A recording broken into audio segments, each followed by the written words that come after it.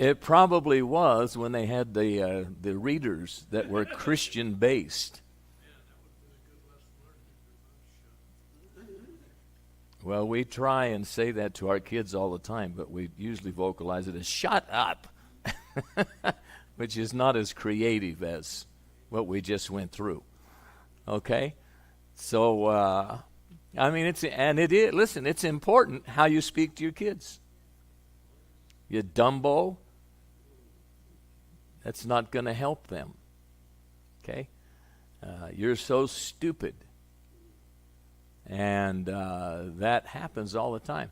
Dyslexic kids are often accused of being stupid, one, by stupid teachers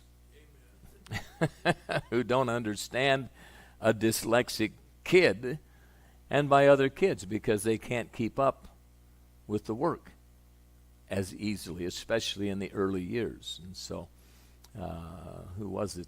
Some famous actor was dyslexic and had to work really, really hard, especially at his lines, in order to become a successful actor. And so it's important. Ruby Payne, P-A-Y-N-E, is a expert in poverty. He studied poverty for years and years. You have to change your mindsets. You have to change your language because poverty has a language. What's the language? Well, it never works for me. Okay? Well, that never works for me. Or something like, I can't get ahead. Or the game is rigged. It's rigged. The whole game that we're living is rigged against me. It's not fair. Okay? And I'm just going to say, it's not. So what? You have to work in that dynamic. And you can escape poverty.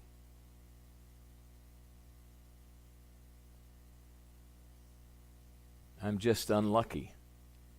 Yeah, you're unlucky. You take every spare dollar you have and buy a lottery ticket and are still poor. You're not unlucky. You're dumb. Okay? You go to the casino.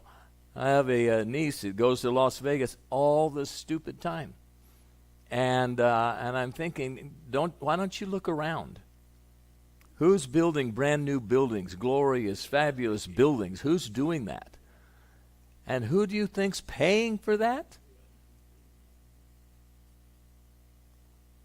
I don't have the skills. I don't have the education. I don't have the opportunity. All my family seems to stay poor.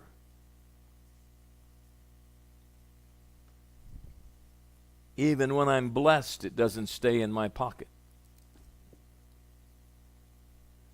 Poverty seems to rule my life. And so many, many other things are statements of poverty. And our words have the ability to affect what's going on in that head.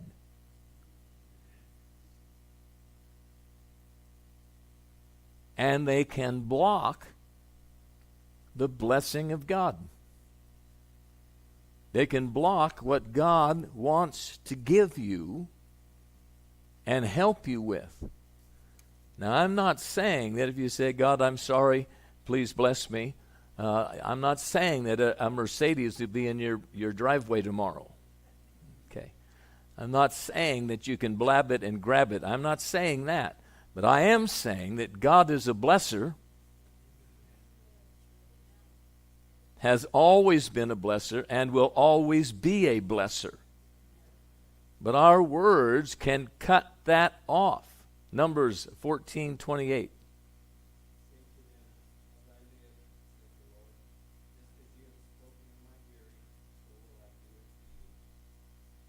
Just as you have spoken in my hearing. Now, there are a number of places in the Bible where God says, as you've said. As you've said. And so the Syrophoenician woman is blessed because she doesn't accept that she's a dog, which is what Jesus called her. And the commentaries want to soften that and said, oh, dear, you're a little puppy, or something nonsensical like that. But what he called her was a Jewish expression that she's a dog, because everybody that's not a Jew is a dog. Okay? And she said, yeah, well, that's okay. That's happening in her brain. That's happening in her brain. How am I going to reply to that statement? And so her reply is, yes, but the dogs get to eat the crumbs from the children's table. And Jesus says, you got it.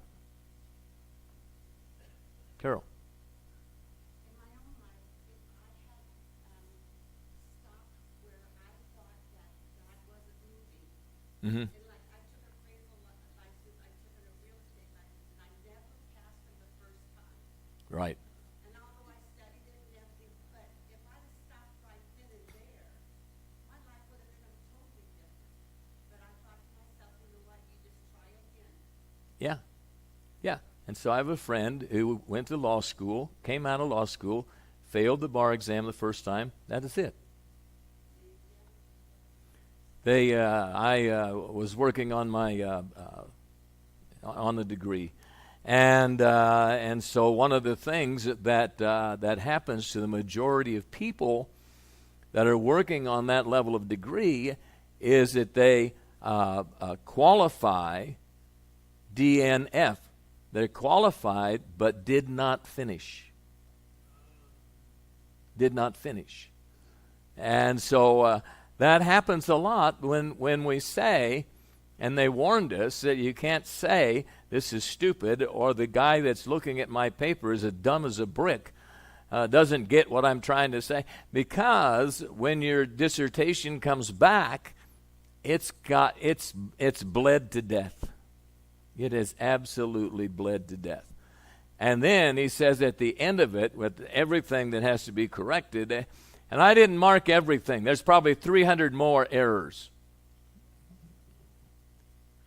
And I'm thinking, I'm in the wrong place. I don't need to be here at all. But it's easy to do that. And it's easy to stop the process. Psalm 78:41.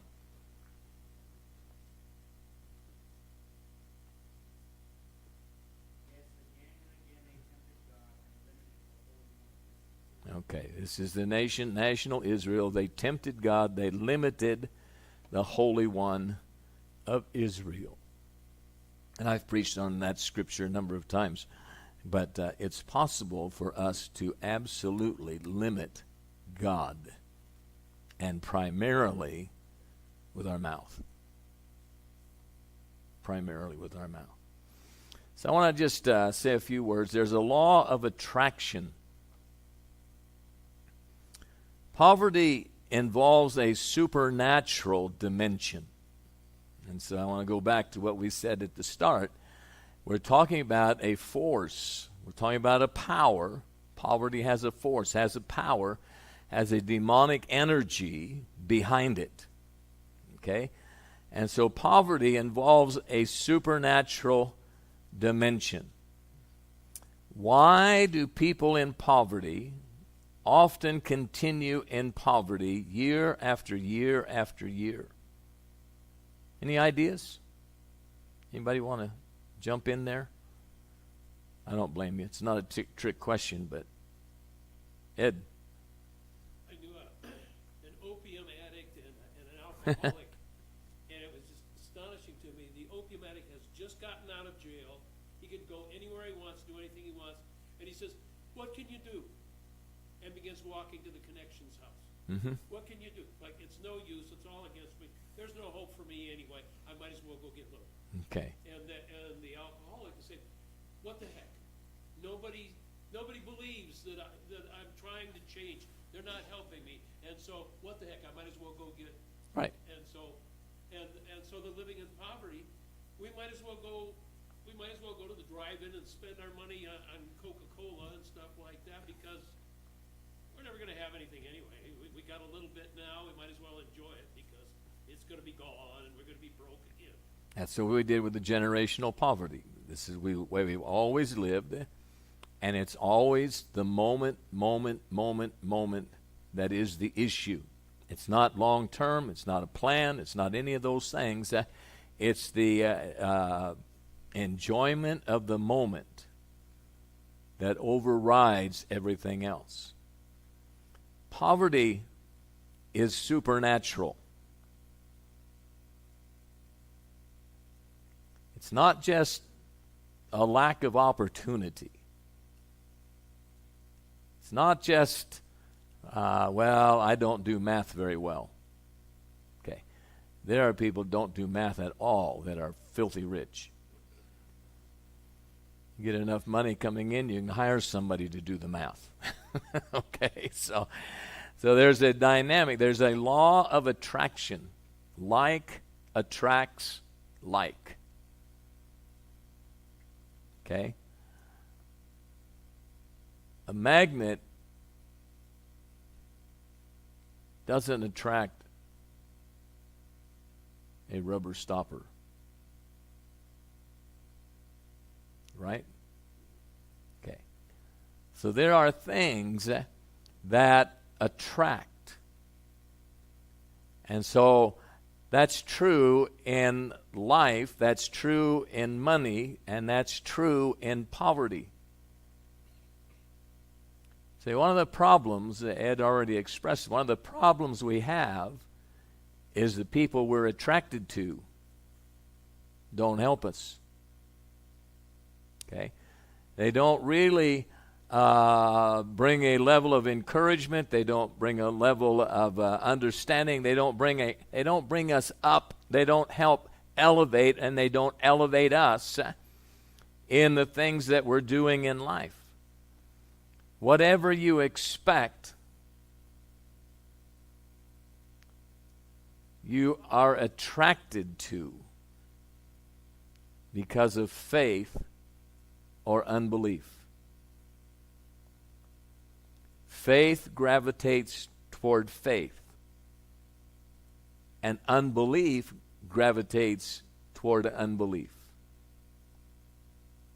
And so when you're trying to get ahead, it's very easy to go back to the old crowd that never let you get ahead. You're attracted to that. It's a comfortable place. You know the rules of the game. Okay? But to make a stand, to move out from that, is a different story. So Job, the New Century Version. Job's sons took turns holding feast in their homes and invited their sisters to eat and drink with them. After a feast was over, Job would send and have them made clean. That is, that he would offer sacrifice. Early in the morning, Job would offer a burnt offering for each of them because he thought, my children may have sinned and cursed God in their hearts.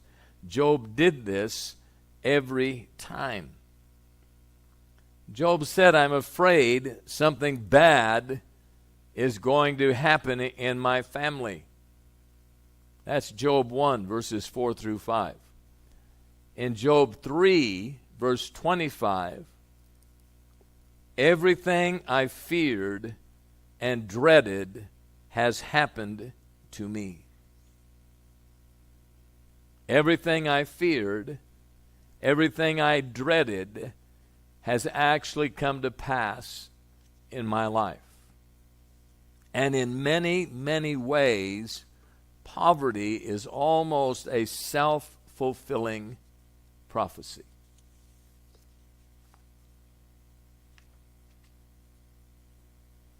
Somebody get for us John 5, verses 6 and 7. John 5, 6 and 7. Ed, get that for us. Matthew 9, 29.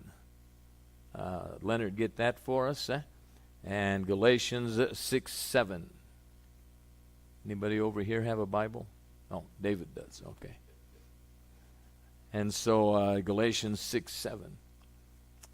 So in the arena of money and poverty, those who think poverty, those who expect poverty, those who talk poverty, trigger negative spiritual forces. Now, keep in mind, your words have creative ability. In the tongue is the power of life and death. Okay. Your words have creative ability.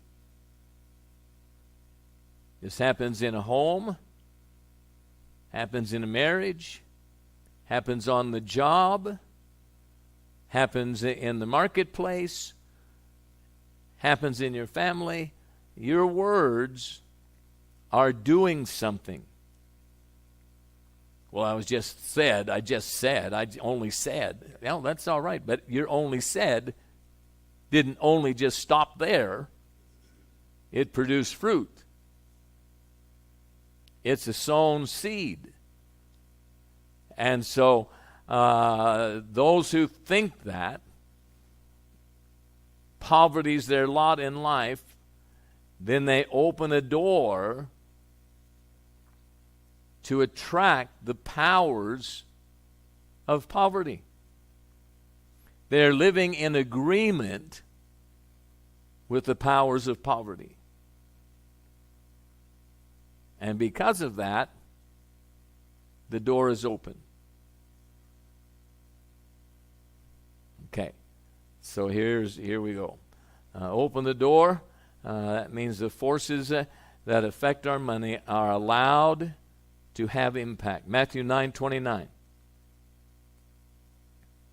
he tests their eyes, saying, according to your faith, let it be to you. Okay, so we ought to pay attention to those kinds of statements. According to your faith, let it be to you. That's what Jesus said. Your faith has a dimension. It's not, faith is not leaping into a dark room trying to find a black cat. Let me tell you, the cat will find you. You freak the cat out, it'll find you for sure. But that's not what it is. According to, or whatever your faith is lined up with, what's happening in your life is going to come into your life according to how you're lined up with the powers that are operating in the world. That's how it's going to happen in your life. Lie down with the dogs, get up with the fleas. Well, how did that happen? Because that's what happens when you align your life with the dogs. That's how it works. If you're believing for blessing, if you're believing God to help you, if you're believing for miracles, if you're believing for abundance, then that's what your life is open to. That gives you a vision, that gives you an ability to process the events of life and say, God's not done yet. There's more that God can do in my life. Go ahead, hand up, Carol. For me, it's not even so much that I'm processing in that way, but kind of continuously talking to myself. That tells myself this, and this, that would lead me into that direction. That's right. And so what you have to learn to do is talk back. Listen, You have to talk back to yourself. You get negative thoughts in your brain, you have to talk back to them. Get out, you demon. I curse you. I deny your power. You don't have authority. You do have to talk back a lot of times to yourself. What happens? Something happens in your life. Oh no, here we go again. You have to talk back to that. So, whoa. No, it's not here we go again. Here is a place that I can believe God to turn the tables.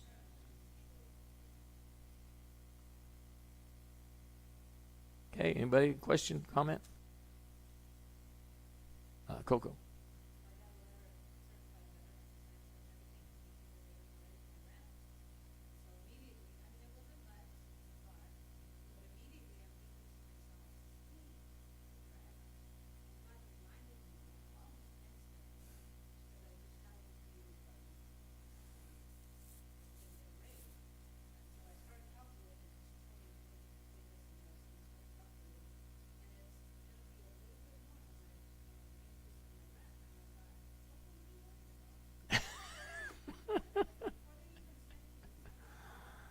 Oh my gosh, here I am on the streets again.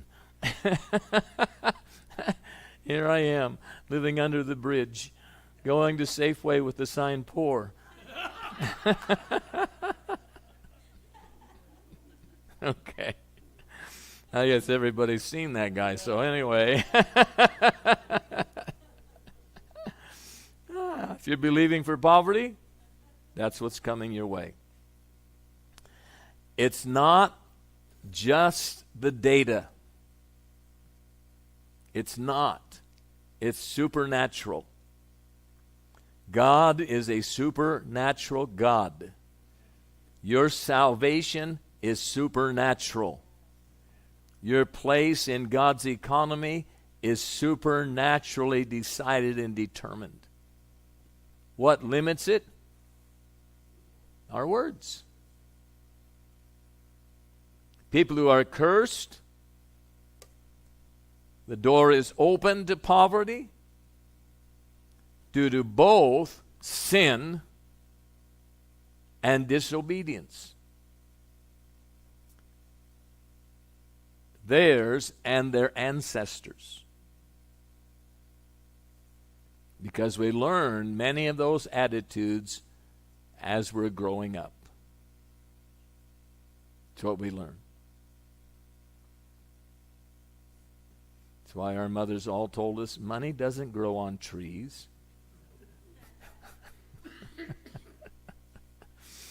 That used to be what they said. Now the young kids say, put it on your credit card. You have a credit card, don't you?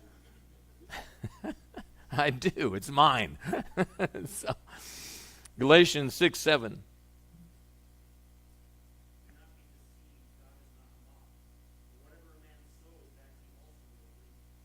Okay. Sow thoughts, sow expectations, sow words of poverty. That's what grows in our garden. Okay? We heard Pastor Chase, sow beside many waters. Okay? And so he's not talking about the sowing junk, not sowing bird seed. You'll have every kind of weed in the country. But sow the seed. No one ever went to the poorhouse who did not get there without attracting a poorhouse mindset. Poorhouse. Okay. We need to deal with our mindsets and our words. And so it's very easy, as we mentioned, very easy for us when somebody bumps us in the aisle at Walmart. I don't know how they can avoid bumping you because the aisles aren't that big. But anyway, bumps you in the aisle at Walmart and you're all angry and everything. then that has to change. The way we process life has to change if our life is going to be changed. Okay? It is just really crucial. I'm not saying you have to bail out of every bad circumstance you're in. You have to jump and run and go hide yourself.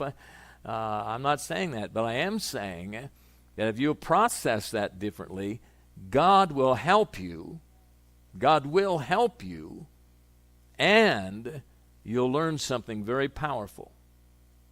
They were talking about spiritual powers and spiritual forces that move our lives to wherever we're going. We have to deal with our mindsets and our words. What do we try to do? We try to deal with our mood first. We try to deal with our mood. Stop being so angry. Stop being so... we try to deal with our mood before we deal with how we process the events that are going on in our life. And we really do have to deal with how we process our past and our present and our hopes. Because hopes are very real. They're the anchor of your soul. Okay? And so that's what's critical when you're going through a hard time. And we all go through hard times. And so you throw out the anchor, the hope, that stabilizes you and keeps you an even keel until God can begin to move you on down the road. Okay, so I have a few moments. Questions or comments? Reuben.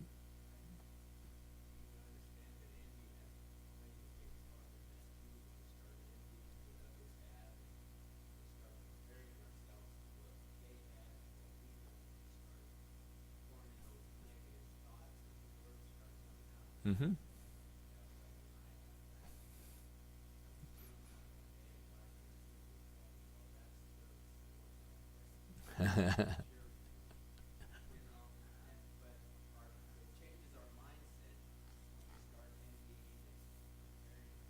Yeah. Yeah. They that compare themselves with themselves are not wise. Okay, Sherry.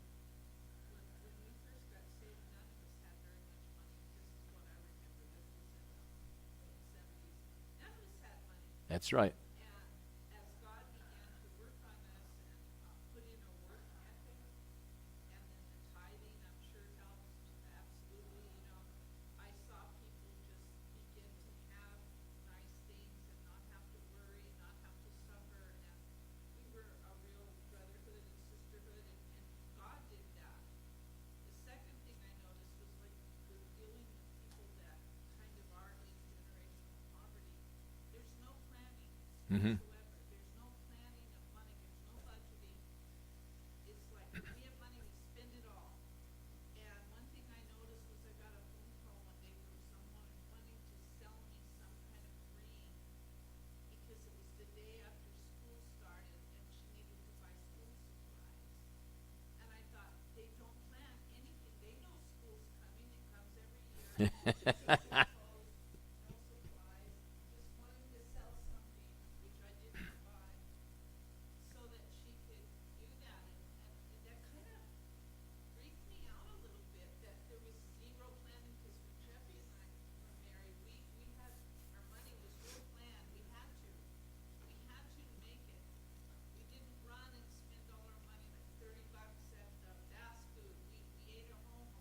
Mm-hmm. Yeah. And I've seen that Christians learn to do that, and other people kind of don't. Where do you learn to do that? How about the house of God?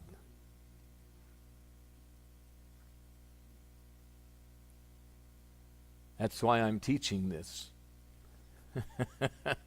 Because we have to learn this. And your kids have to learn this, and you have to teach them. And so, the whole concept of planning is kind of foreign to this generation. The whole idea that maybe you ought to look about maybe a couple of days ahead of today. You got $10 now, has to last till then. So you can't just go and buy a lottery ticket. This is good. This is my security, my lottery ticket. To anybody else? Leonard. This is a good one. This is 65 years ago. My grandfather bought me a pair of white bucks. I don't know if you remember. And I was broke. I never had any money. And he says, okay, now, and he bought me 2 pair of stretch socks. Remember those stretch socks? The yellow ones. They were cool. He says, now you wear 1 pair until one of them gets a hole in it, and then you take one of the other Yeah. pair, and that way you get 3 pair of socks for, and it's like the amount of money he spent on those shoes. It's like, and he was rich. It's like, why are you telling me this? He didn't get rich by being stupid. I can never forget that. I mean, Oh no, I know. I have a friend, actually Joe Jones. This is Ron Jones' dad. Was famous for being really wealthy. He was a millionaire. Didn't start that way. He started pumping sewer tanks. Okay? And so he thought, you know what? He prayed. He told me, I prayed, God, make these hands work fast so I can make lots of money, give to you, and be blessed. And he prayed that. So he decided to put an ad in the Yellow Pages, and so it became Abe Jones. Because the first one you see in the Yellow Pages is the one you pick. Right? That's why everything's AAA, 4A, AA, So it's Abe Jones. I mean, he's not Abe Jones. His name's Joe. And so with Abe Jones, septic something.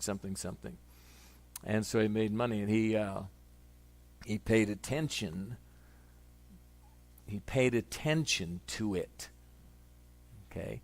So he would never stay in a nice hotel. I don't need a nice hotel. I need a bed and a shower. And that's all I need. And so he'd never stay in a nice hotel. Now, I wouldn't either, except I have a wife, and so that makes a difference. And so